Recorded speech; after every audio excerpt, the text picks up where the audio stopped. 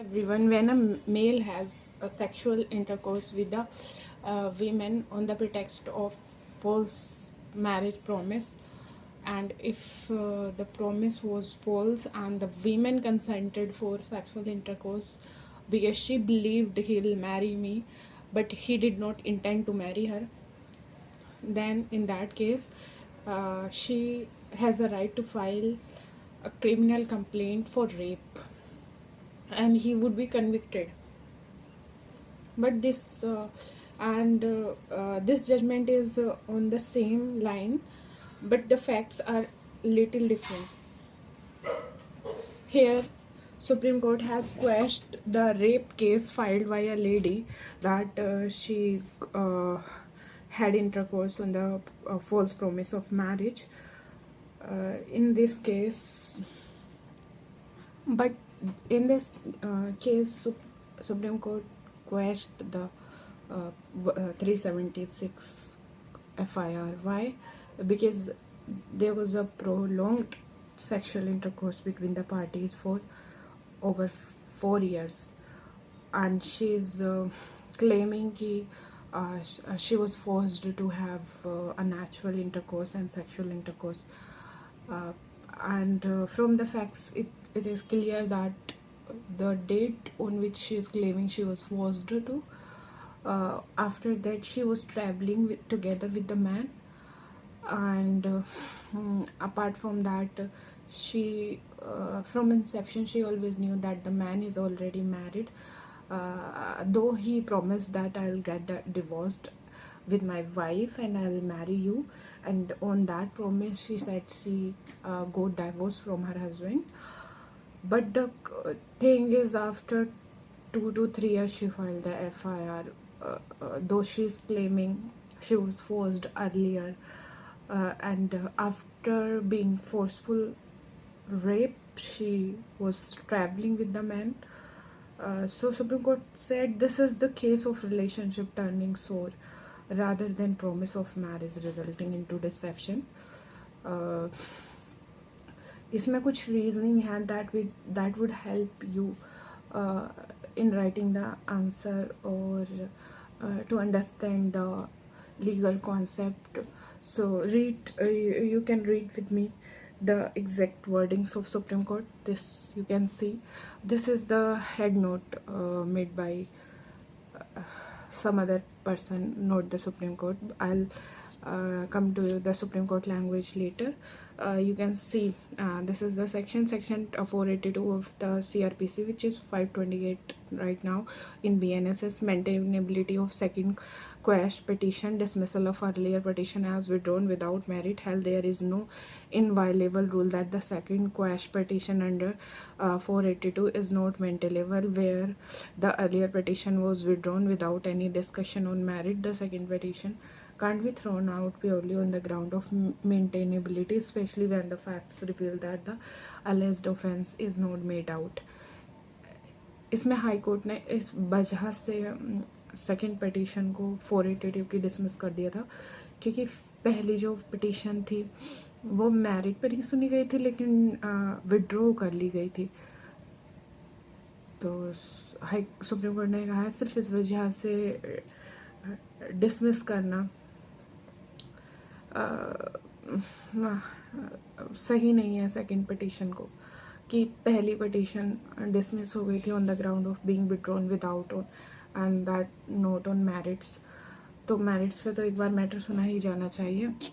इसके अलावा जो आईपीसी नाउ बीएनएसएस पे है रेप पे, वो ये है rape on false promise of marriage consent given under misconception of fact versus breach of promise. So this is not the initial consent being on misconception of fact, rather this is the case of breach of promise.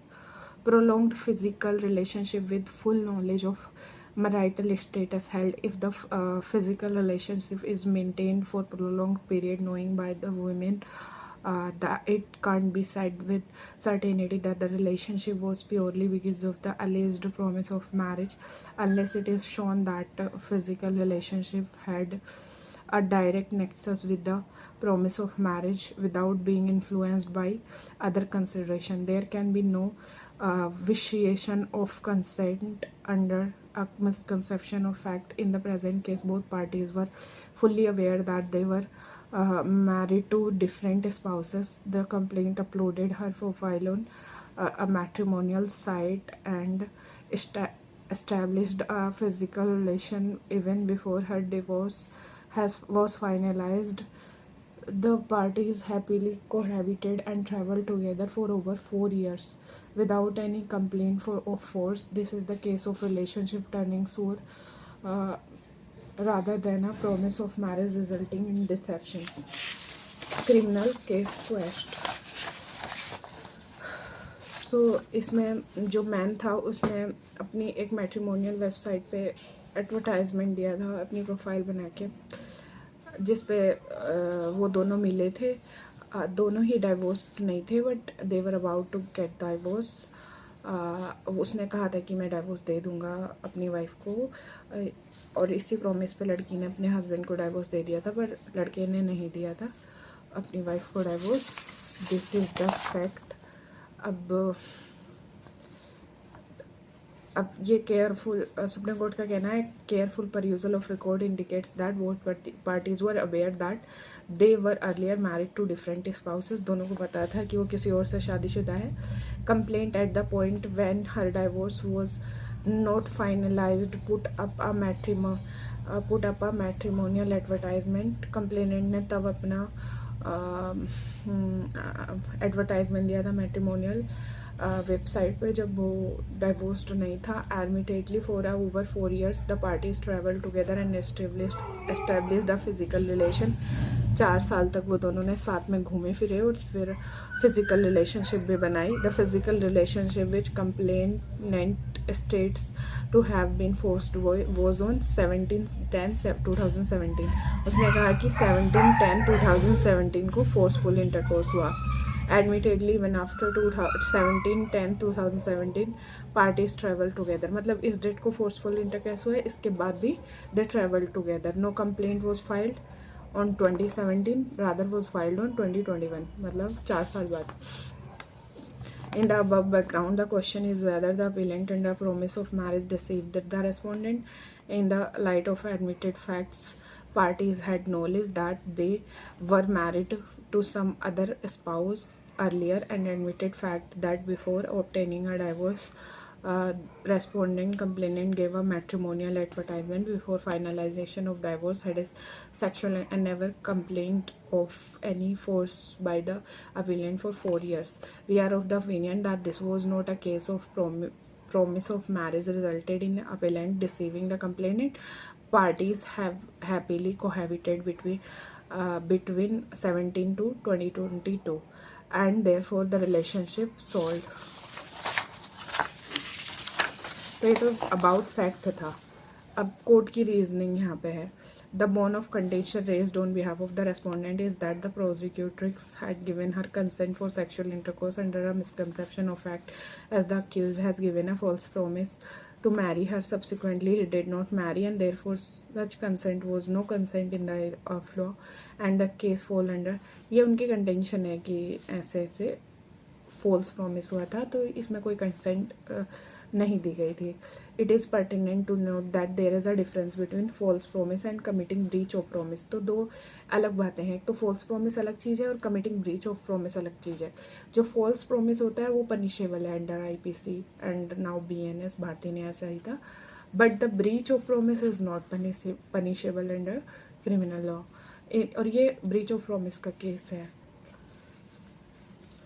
And committing breach of promise, in case of false promise, the accused right from the beginning would not have any intention to marry the prosecutrix, would have cheated or deceived the prosecutrix by giving a false promise of marry her only with a view to satisfy his lust. Whereas in the case of breach of promise, one can't deny a possibility that accused might have given a promise with all seriousness to marry her, and subsequently might have encountered certain circumstances unforeseen by him the circumstances beyond his control which prevented him to fulfill his promise. So it would be folly to treat each breach of promise to marry as a false promise and to prosecute a person for the offense under section 376. तो supreme court ने कहा कि breach of promise और false promise अलग अलग चीज़ें हैं. S false promise वो होता है कि जब सिर्फ लस्ट अपनी फुलफिल करने के लिए झूठ बोल देना कि मैं तुमसे शादी करूँगा, और ब्रीच ऑफ प्रॉमिस ये होता है कि कुछ ऐसी सर्कमस्टांसेस जो लेटर ऑन डिस्कवर होती हैं जो कि पहले उसको नहीं पता था कि ऐसा हो सकता है, और उन सर्कमस्टांसेस की वजह से उसने प्रॉमिस तोड़ा. तो second case is not punishable. In our view, if a man is accused of having sexual intercourse by making a false promise of marriage, and if he is to be held criminally liable, any such physical relationship must be traceable directly. Any such physical relation must be traceable directly to the false promise made and not qualified with other circumstances or consideration. Women may have reasons to have physical relationship other than the promise of marriage made by the man, such as personal liking for the male partner without insisting upon formal marital ties. तो दो वजह हो सकती हैं. एक तो ये कि वीमेन जो है, लड़की अपनी इस वजह से कंसेंट करती है क्योंकि उसे पता है कि मुझसे शादी करेगा. दूसरी वजह हो सकती है कि वो किसी और वजह से हाँ कर रही है क्योंकि वो पर्सनली उस मेल को लाइक करती है. अगर ऐसा है कि वो इस वजह से नहीं हाँ कर रही है क्योंकि प्रॉमिस किया है, बल्कि इस वजह से हाँ कर रही है क्योंकि वो उसको पर्सनली लाइक करती है मैन को, दैन इन दैट केस तो रेप का केस नहीं बनेगा. दस in a situation where physical relationship is maintained for a prolonged period, knowing by the women, it can't be said with certainty that the said physical relationship was purely because of the alleged promise made by the appellant to marry her.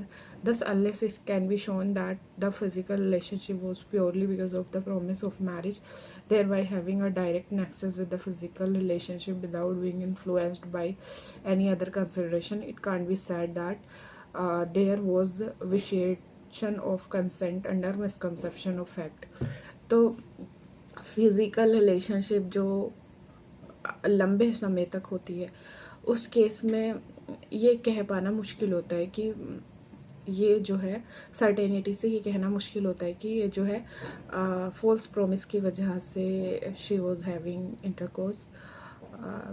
तो जब तक कि ये ना दिखा दिया जाए prolonged relationship में कि फिज़िकल रिलेशनशिप प्योरली सिर्फ और सिर्फ प्रॉमिस ऑफ मैरिज के बेसिस पे थी, फिज़िकल रिलेशनशिप का direct nexus promise of marriage से है और कोई कंसिडरेशन इन्फ्लुएंस नहीं किया है फिज़िकल रिलेशनशिप को, तो तब तक उस केस को मिसकंसेप्शन ऑफ फैक्ट वाली नहीं माना जाएगा, कंसेंट विशेट नहीं होगी, इसको वैलिड कंसेंट माना जाएगा और रेप का केस नहीं लगेगा.